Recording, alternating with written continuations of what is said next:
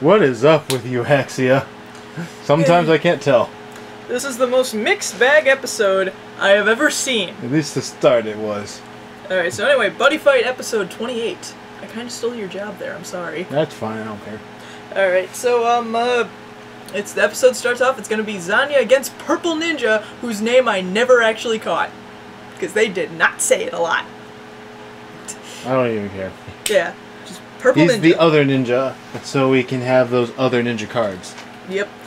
So yeah, it starts off, Parko interviewing Zanya. He can't handle it. And then he's like, little bro, come in and cover this for me. But he's nowhere to be found. And he's like, where, his name's Akatsuki, right? He's like, where's Akatsuki? And Asmodai starts doing the crotch dance. Yep.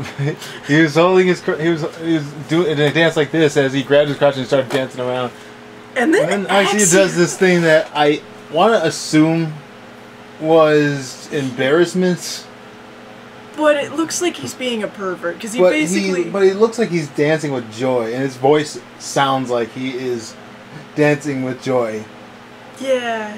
Like, because basically they're saying that, oh, Akatsuki had to use the bathroom, but actually it's like, you know what that means? And it's just so like... eager. I'm like, why are you eager? It's an 8-year-old boy looking to take a piss somewhere. Yeah. So I'm hoping that's not what it is. Yeah, because it's like, okay, let's get this out of the way. Actually is gay. Well, duh. Yeah. What's your point? And actually, this is one of the, like, this was going to be one of the most progressive gay characters, like, in a children's show I've ever seen. That's actually surprisingly true when you think about it, because this show's intended audience is like 8 to 10 years old. Like, at least that's what they said at the conference that they were aiming at. So because clearly, I'm betting you that's not who's actually watching it. Yeah. So far, the youngest person I know who watches the show is, I think, like, 14. Think so? Yeah, I think. But, oh, no, 12-year-olds. I ran into some 12-year-olds. But still, that's, like, the youngest person I've met who actually watches the show. So, yeah, it's a show meant for 8-year-olds and older, but still, and he's a gay character. He's very obviously gay. His card even states that he's looking for a male partner. Yep, he's gay. Prince. And he's not, like, even though he has the lisp and stuff, he isn't that stereotypically gay. Like, you can tell he's gay, but he doesn't, like, flaunt it everywhere, and he's not the butt of any jokes. It's just part of his personality. It's just who he is. But now he's acting like a pervert. That's what he's looking like. I'm going to chalk it up to the actor not knowing how to do this, right? It's an awkward line. I'll give him that. Yeah, and I'm just going to hope that it was supposed to be more nervous. Yeah. Because Jum says afterwards something about these humans are weird, even though Asmodai is the one who said it. Yeah. He's not actually exactly a human, so yeah. Who knows anymore? Is he saying that Akatsuki's weird for having to take a piss? I don't even know. Got it. Confirmed. Drum can't pee. Well, Drum has been living with Gao for like freaking how long now? He has to know that they go to the bathroom. Freaking Exia knows what bathroom is, one way or another. So Drum's line doesn't even make sense. Yeah, just this whole beginning sequence does not make sense. Because then it shows Akatsuki running through the school looking for a bathroom, and he's just like, he's making the weirdest faces and like puffing his nose. Like it his enlarges. Nose becomes like a round thing. A little bump on top a few times. And I'm like... Well, anyway, keep going. So then he's walking through the school, and a bunch of kids start to walk by, so he hides against the wall. These kids are too stupid to realize he's there because it's a giant lumpy wall. Because you see he has to go, he can't just stand up straight, so his knees are buckled out. So then, the buddy, the Tengu, I don't know what it is. He's calling it Tengu. Yeah, the Tengu catches him and brings him outside, and he's like, oh great, back where I started. And he's like, I saw him spying on us. It's like, no, he had to go to the bathroom. And then they're like, oh, there's a bathroom right over there. Everyone's getting set up, dude. How's he going back? Gilbert tells him that the bathroom's right over there. So this entire opening sequence was incredibly pointless. Super pointless. It's like, there's a giant forest that I think only Genma and Kimura right now are out in. Because making like a big giant pond right there, I don't think anyone knows if you go to the far corner of one and just go. Yeah. Or just go in the grass that you're surrounded by. Yeah, I don't think anyone's gonna fault the little kid for having to take a tinkle. The point is, it was about 5 minutes of the show devoted to Kachi finding a place to pee. I hope you're happy, Buddyfight. It's so stupid, it's funny. Oh my god, that's silly. That's like a fourth of the show devoted to that. And just to bring the stupid level up once more, they bring up the hate cards one last time. Yeah, luckily, only once, dude, so we won't be going into any real detail this time around. Yeah, but for a second there, because we were just coming off the pee thing, so we were still mad. Yeah, so we were afraid, oh no, don't keep talking about it again. You did it for 2 episodes. So luckily they didn't go after that one brief mention. Yeah. So then Zanya and Purple Ninja are about to fight, and Purple Ninja's like, don't you remember me? And he's like, why? He's like, the arrests. And he's like, oh my god, it's you! And I'm surprised he didn't recognize Zanya, considering the only time we saw him in the past was when he was wearing a cowl. Yeah. And he was also like... Did he recognize him from... 6 years younger? Yeah, did he recognize him from his stupid looking glasses? Well, to be fair... How many people have you seen wearing those glasses? Ever. Only him. Like, I'm not even just talking about on the show, I mean ever. Yeah, he's got some pretty unique glasses. At first I thought actually it was just a weird thing going off his face because they didn't animate the glass very well. Yeah, I thought it was just like a nose plate he has to protect his, bridge of his nose from getting crushed in by a sword. Yeah. Except that would silly me, that would have just made sense. Yeah. Except they would probably drive it in there. And probably would be a lot better than getting it right in. By like a sword or a... Probably prevent your nose breaking. Probably would prevent, yeah. Yeah, prevent your nose, yeah, that's why you do it. Yeah, that's what I thought that's what it was, But anyway... So, we flash back to Zanya as a kid with his dad, who we find out is the chief of police, arresting all these ninjas. And at first we're just kind of like, why are they arresting all these ninjas? Yeah. But they finally explain it that basically they're evil crime ninjas. They're mercenaries. Yeah, they're mercenaries. So yeah, anyway, they're being arrested, and Zanya's like begging his dad to let them go. Cool, don't arrest them. They're cool. Please don't. And his dad's like, son, they're criminals. So they kill people. Let it go. Yeah, so then, Paruko immediately runs over to the Purple Ninja, starts interviewing him, so she's like, so you're a real ninja? And he's like, yeah. Oh my god. And then Paruko runs over to Zanya then and goes, your dad's the chief of police, and we're like, and I'm how do you not know? And I'm like, how do you not know? You did like a mini biography on his life, if I recall a few episodes back, and even if you didn't, he's your friend, and his last name is Kisaragi. Did it not occur to make you think, she might be a chief of police, a special samurai district of them? Did Paruko just check his Facebook page and that's it? Maybe. So then, Of course, it wouldn't be Facebook anymore. This is 30 years in the future. This is going to be my face. My face. So then, they start the fight finally, flying up into the air and whatnot. Apparently everyone's buddy skill now allows them to fly. Oh yeah, I mean, I think that was established when we haven't seen any of them do anything else other than Noburu's making a barrier thing. Yeah. So I think the 2 major things it does is fly and allows you to do the cyber buddy thing wherever. Give me a second. Keep going now. Alright, so his Purple Ninja skill also is little katana flying shoes, which is kind of cool. So then, for some reason, everyone's like super surprised that he's actually a ninja. I don't know why. They're like, oh my god, we're in the presence of a real ninja! And it's just really silly. So then,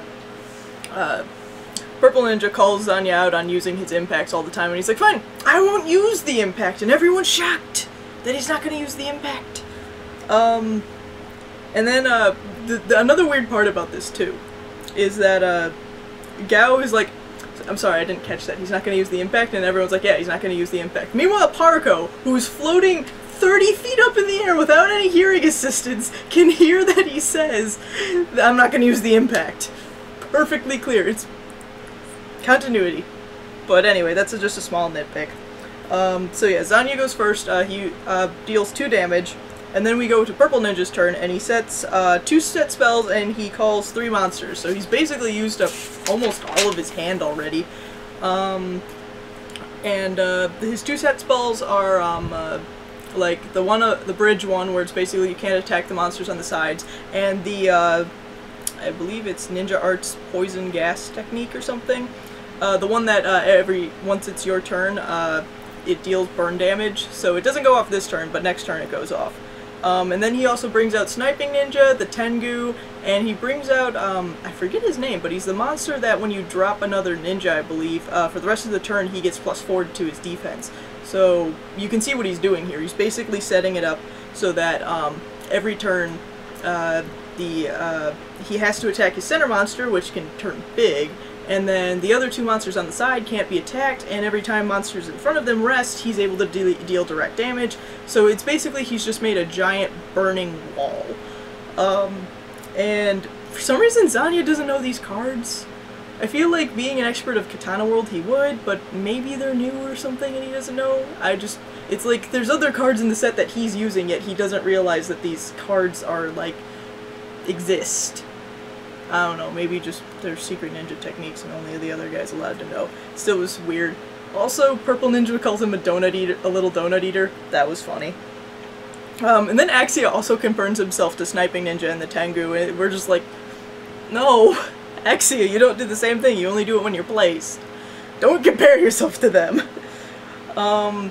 Zanya, after failing to attack and do anything due to this setup, one of his rearguards is forced to rest using the card that when you pay 1 life, you get to rest an opponent's monster.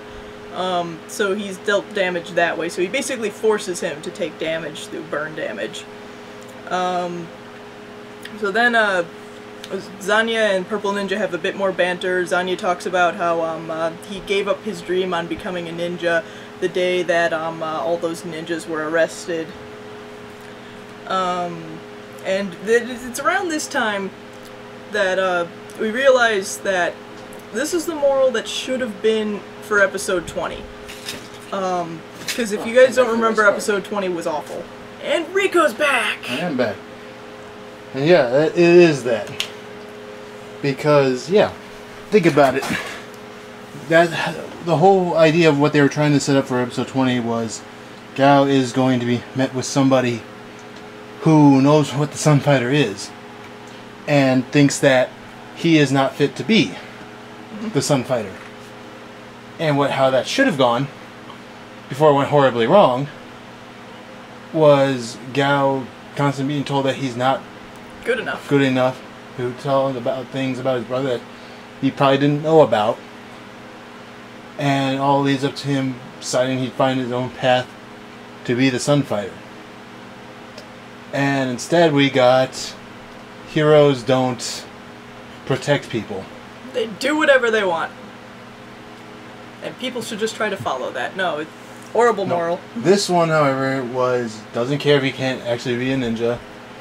Doesn't care that the only source of ninjas in their area has been taken away from him.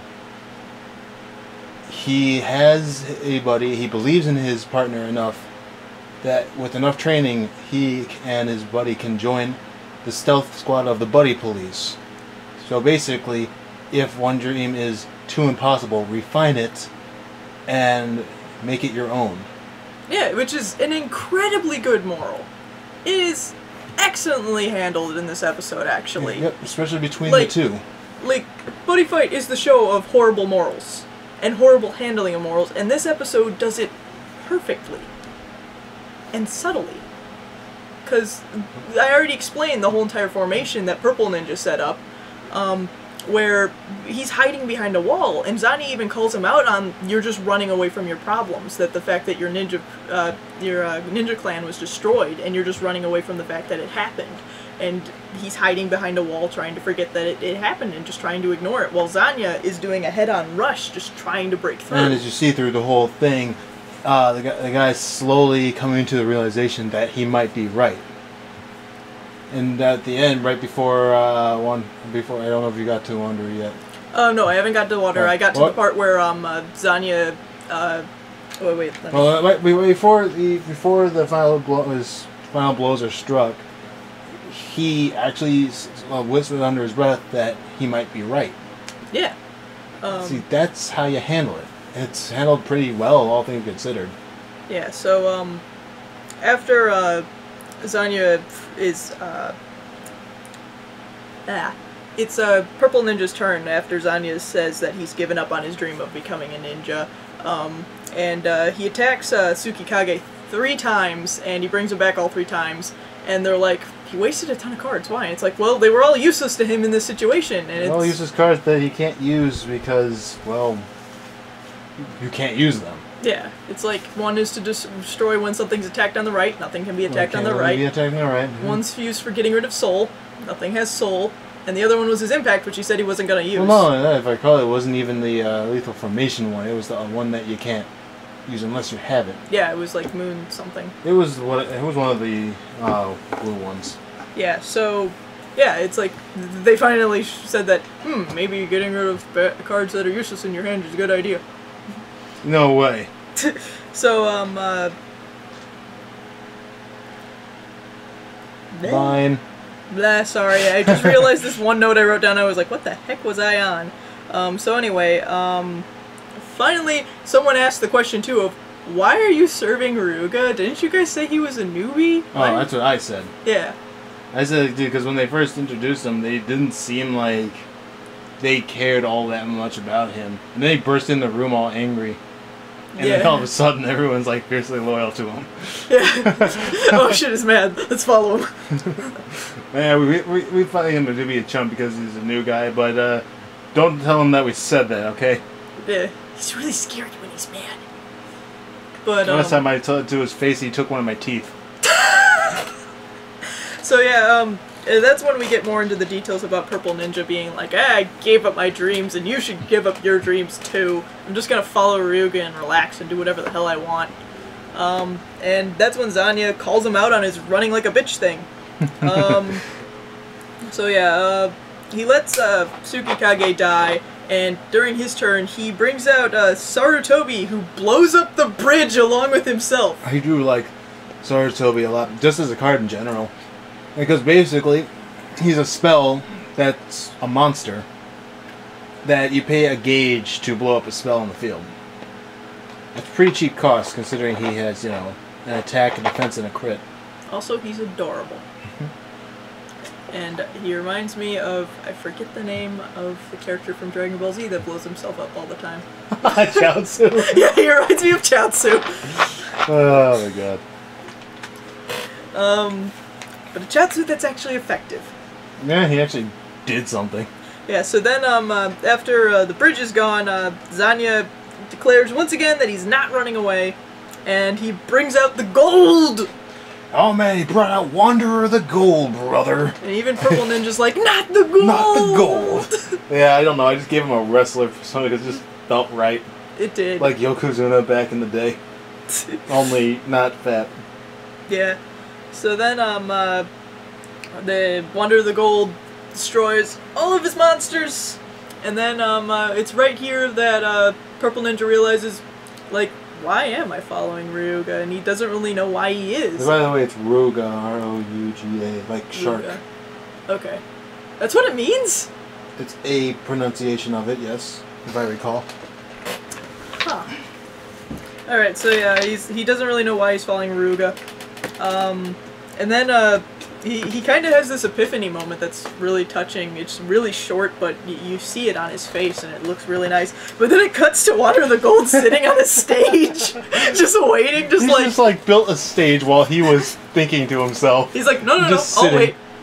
And then he attacks him when he looks up. And I'm like, my god. Wanderer the Gold is the best ninja ever. Wanderer, please.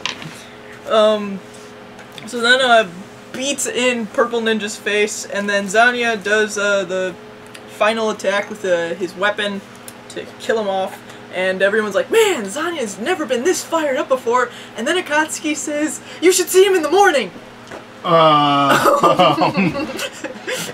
Way to just make these things that don't make sense. Like, what do you even say? He's really fired up in the morning. Like, great, I guess? Yes. Why would you say that? So Zanya wins, and Purple Ninja leaves with his buddy to be like, yeah, I trust my buddy and I'm gonna finally follow my ghost. He doesn't even say it, it's just, you know that's what's happening. And it's like, this is why this episode is such a mixed bag. Because, on one hand, the start to it is one of the rockiest, bumpiest roads we've had in a long time with Buddyfight, and you know how rocky Buddyfight can be, but when we actually get to the moral and shit, they actually hand it competently. This is how you do a moral. You don't shove it in people's face. This is how you do a story, right? They, like, everything was set up properly except for the first 5 minutes. Yeah. First 5 minutes was completely pointless and could have just been cut out of the... Because nothing happened in it. I think what happened was after they storyboarded it all out... They realized it was too short? Yeah. Yep, that's possible. And that happens sometimes, actually. I just wish they did a better job at, you know, spreading it out. Yeah, maybe we could have had more banter from our villains or something. Flesh them out a bit more. Or they could have, like, took a minute and spread it out. Yeah. Like every, like, I don't know, 4 minutes, there's another one. Yeah. Then we'd have one, you know, we'd have about 20 minutes worth of stuff right there, not including opening endings. Yeah. And the little card of the day thing. Mm-hmm. Yeah, it's just, the pacing was a bit weird, but yeah, it's like, the second half of this episode was really competently done. It was really nice, and this is how you should do a moral. You know what the best part of this is? Because since you keep saying moral anyway, dude, this is the example of how you can have a show have a moral, but still showcase the cards, dude. Because they have the moral and the cards be as one. It's like to say, you can have a show be good, but still advertise cards. That's why we talk about the original Yu-Gi-Oh! Series with so much reverence. That's why a lot of people, including myself, talk about 5Ds with such reverence. Because it's not just a show to sell cards, it's also trying to be a story. And those are the ones people remember longer. If you do it just to sell cards, you get Duel Masters. Do you want Duel Masters? Let me tell you something about Duel Masters. It didn't even last through its second season. The freaking... No. You have to have a good story if you're going to make a show. People, at least, should feel offended if you try to talk down to them. Yeah. But yeah, like, also, just... The way this also played out, like, the relationship between Purple Ninja and Zanya was really good, too, because it was like, Zanya even said that he used to look up to Purple Ninja, saying that, like, yeah, I wanted to be a ninja. And then he came full circle by beating his ass. And also, another thing about this episode is it actually made Zanya likable. Yep, for once he wasn't just a prick for the sake of someone has to be. Yeah, it's like, they actually justified some of his prickishness. And yeah, I guess having your dreams die at like 8 is a good reason to have you be kind of a dick. Yeah, and especially when you see the people you revere just get arrested right in front of you and then try to run away like rats only to be caught in the net. It's probably also why he's so hard on his little brother, because his little brother right now is going through the same phase he went through as a kid, and he just doesn't want his little brother to get hurt the same way. So, yeah, Zanya justified. And I actually like him as a person now. Before it was like he was one of my least favorite characters. I hated every scene he was in. Yeah, because he didn't really give you a reason to root for him. He was just a prick. Yeah, he was just an ass. Like, I know they were supposed to make us feel bad when Genma laid the smackdown on him. But it's like, it was more like you were like, yeah, that's what you get. But it's like, yeah, it's like he was doing nothing but being a bitch the whole time. He even knows he lost that fight, but Gao bowed out because he can't let a person who needs an ass whooping get the ass whooping, even though he knows he deserves the ass whooping. And then he gets a bigger ass whooping because apparently he took actual damage. Seeger hurts. Apparently Seeger is really pissed. That just means that Kimura is more of a badass because he was able to take Seeger's punches nightly. Well, he is a fat ninja frog man. Yeah. Toad. That brings up the question. It seems like this episode implies that the only true ninja group was Purple Ninja's clan. What the heck is Kimura? What is he? I think he's just a toad man. Because the only thing, like, outside of how he's dressed, nothing really screams he's a ninja. He's not very sneaky, obviously. Freaking Genma was aware that he was around while he was in a waterfall. Yeah, he must have been the loudest thing in the world. Yeah, because I don't know if you've ever been under a waterfall before. Those are loud. If you can hear somebody sneaking up on you when you're in a waterfall, they suck at sneaking. I'll tell you what. Yeah, so overall, I'd say good episode, but really rocky start. Could have been handled better. I'm really looking forward to the next episode. I will talk about that after your final opinions. It was okay. I pretty much can sum it up like this. First 5 minutes, terrible. Next 5 minutes, alright, now we're going somewhere. Third 5 minutes, oh my god, we're actually getting some actual emotion and impact here. Last 5 minutes, alright, things are going to be starting up, and alright, it actually has a tiny bit of feels here. Yeah, I felt the feels. But next episode is me a bit. Next episode is where the hype is coming. We wanted it so bad, and it's actually happening. Gao is using Magic World. Yep. Sorry, Dungeon World people, you're not going to see that at least yet. Even though it's the only one he has. But apparently, Drum already had his wizard garbs tailored. Because we see him there. What was the next episode called? Mega Blast Bunker? I think so. You know, it's still the name of Wizard Drum's skill. So I guess that explains why we saw the Toto and the Motto in Booster 3, you know, why they are there. Because most likely, Dragon Wizard or not, he's probably going to be using them. Because let's be real here. Yeah, and the Burning Fists. Well, yeah, I have to assume Burning Fist is there because Gao's using them. He's gotta use his fists. Dude, you know, that would have made Gao at least a decent character. Like, if he can't lose, that's what you should do. Give him the ability to change his world, or his sub-clan, or archetypes, or whatever you want to call them, when he's using, whenever he's using them. That way you get to see, you know, more stuff. Like, the drum was be in every world, and it meant that we got to see Gao use every world, which means we get to have more good cards for them. I'm all for it. Yeah. I'd like it more. Then Axia finally gets to fight. Yeah, he actually gets a reason to exist. At least until, you know, the Thunder Knights thing happens, in which case Axia's back on the sideboard. Back to the bench. It couldn't last forever, but at least it's actually happening. And the president's gonna fight. Oh boy. I wonder what world he's gonna use. I thought Ruga was going up next. Yeah, it said Ruga, but it looked like the president was the one fighting. Why is that? I just remember there was a ton of shots of him, and also him on the field, I think. Well, maybe Ruga's gonna go down like a bitch again. He's not shown himself to be the most confident fighter in the world. The only consistent wins he's got so far against Tetsuya.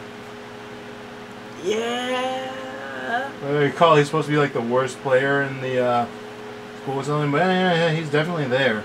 And he's definitely the one fighting, it seems like. So, that's gonna be interesting. I guess. Really, I wanted to see Ruga go down like a bitch again. Let's hope he does. Because that's what he's there for, let's face it. You and I all know it. He's going to talk some back, he's going to get into a fight, dude. He's going to be almost on the cusp of winning. Then he's about to lose. Ricardo! And then it's done. Can Ruga please become the Team Rocket of this show? I would accept that. But yeah, I think that's it for this episode. Yeah, any other news? Well, I'm just going to say I really hope that's not the case. I really hope Ruga actually is a character here. Like, I joke, but I really hope they don't do that, because I don't want that. He's actually interesting looking, and he's the only active Danger World player who's, you know, uses stuff. Who isn't Curie?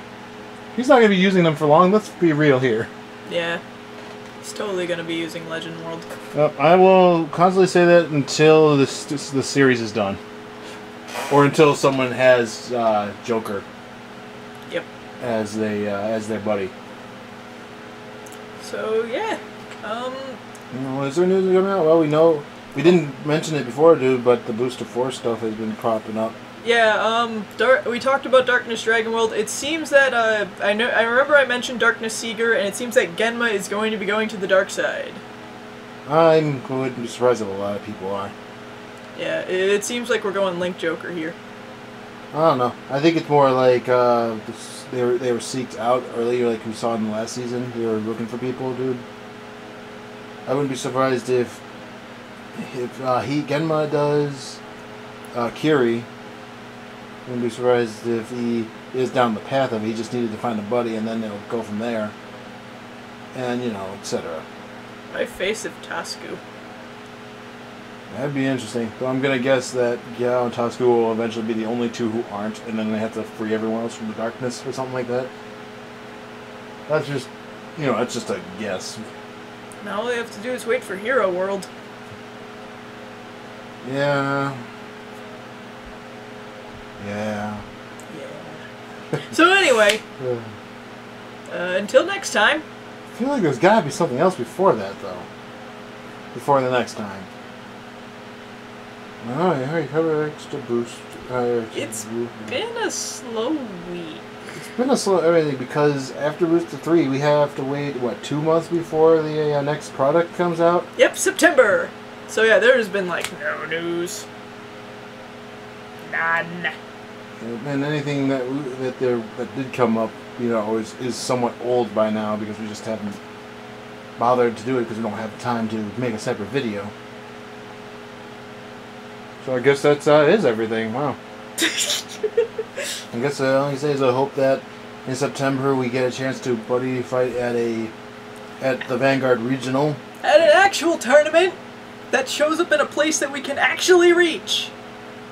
Yeah, I'd like that, but let's face it here. Not all of us can drive to Ohio. Well, until Bushiro decides to do the smart thing and just have, card stores hold the tournaments. At this rate, Elliot's going to have a better chance of getting to a tournament than us. But no, until they start actually having stores hold it for them, dude, it's not going to happen. That or they need to get more representatives. Because the 3 people that they take with them everywhere is not enough. They can't, because I can understand that they can't go to every single location. Yeah. Every single state. That actually would be expensive, just flying those 3 people everywhere. Yeah, so I can understand that, but like I said, just get someone else to do it. And here's a helpful tip: don't have fax be an option. No, Extreme games. No, won't forget about that. Almost screwed the pooch on us. Twice. Well, I can't wait to do that. I can't wait to see more people to play against, especially because I've been working on some new decks that I want to try out against more people than just the people in our area. How about you? Yeah, I'm excited. I hope that we get a tournament actually near us. I'd really enjoy it. I just wish I had more things to put in my Adventurers deck, because while they're good against certain matchups, other ones they just kind of fall apart. Like Hardy the Devastator. Yeah, Hardy's pretty great. It's one of the decks I'm considering using. Especially with how I built it. Such size 3s. Much size 3s too. So Unstoppable. alright, till next time everybody. See ya!